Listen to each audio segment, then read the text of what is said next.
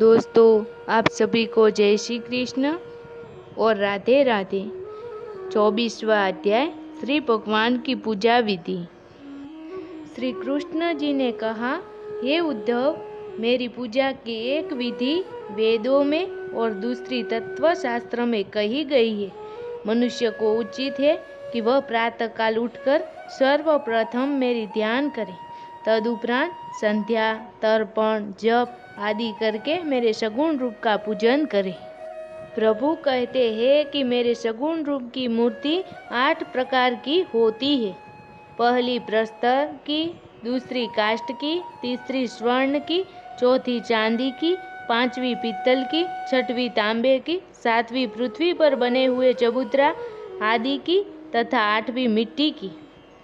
इनमें से किसी भी प्रकार की मूर्ति का सम्यक रूप से पूजन करना उचित है।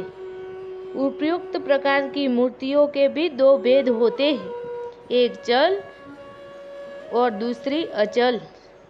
जिस मूर्ति को सिंहासन से उठाकर स्नान कराने के उपरांत पुनः प्रतिष्ठित कर दिया जाए, उसे चल समझना चाहिए, तथा जो मूर्ति मंदिर में इस प्रकार स्थापित की हुई हो फिर न उठ सके, उसे अचल जानना चाहिए।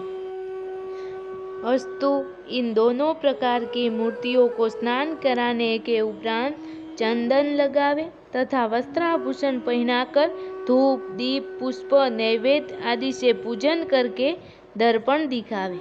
पृथ्वी पर जो चबूतरे आदि बने हो, उनका पूजन करते समय सर्वप्रथम मेरा ध्यान धरना चाहिए। जो लोग मेरी मानसिक पूजा करना चाहे, उन्हें उचित है कि वे अपने मन में मेरे चाहे जिस स्वरूप को ध्यान धरकर मूर्ति पूजा की ही भांति ध्यान में धूप, दीप, पुष्प, नैवेद्य आदि से पूजन करें।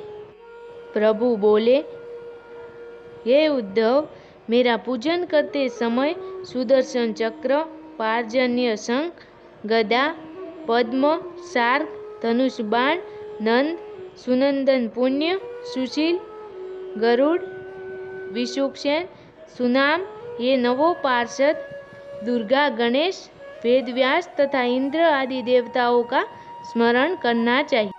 भोजन की जो वस्तु स्वयं को अधिक प्रिय हो, उन सबको बनाकर मेरा भोग लगाओ। यदि प्रतिदिन सब वस्तुएं न बन सके तो अन्नकूट आदि पर्वों के दिनों में सभी व्यंजन अवश्य बनाने चाहिए।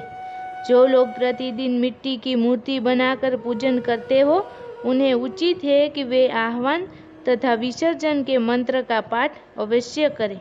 हवन करते समय अग्नि में भी मेरे ही स्वरूप को देखना चाहिए और जल एवं सूर्य को भी मेरा ही रूप जानना चाहिए। जब तक मेरे ही चरणों में अपना हृदय लगाए रहे तथा पूजन से निवृत्त होने के उपरांत मुझे सांसाक दंडवत करके इस प्रकार प्रार्थना करे कि हे प्रभु, मैं आपकी शरण में आया हूँ, आप मुझे अपना दास बनाकर मेरा उद्धार करें। इस प्रकार प्रतिदिन पूजन करने के उपरांत चरणामृत का पान करें। तदुपरांत जिस वस्तु का भोग लगाया जाए उसी प्रसाद को ग्रहण करें। विष्णु सहस्त्र नाम का पाठ करना, मेरे लीला चरित्रों को सुनना तथा दिन रात मेरे ही भजन में लीन रहना सर्वोत्तम समझना चाहिए। जो मनुष्य धनी हो, उन्हें उचित है कि वे अपने धन द्वारा मेरी मूर्ति के मंदिर बनवाए और उनका व्यय चलाने के लिए पृथ्वी, गांव, वन, बाग आदि को उसे समर्पित कर दे। मंदिर के अर्थ में दान की हुई भूमि अथवा अन्य किसी वस्तु को बेचने अथवा किराए पर उठाने की इच्छा कभी भी न रखें। ओम जय श्री कृष्ण।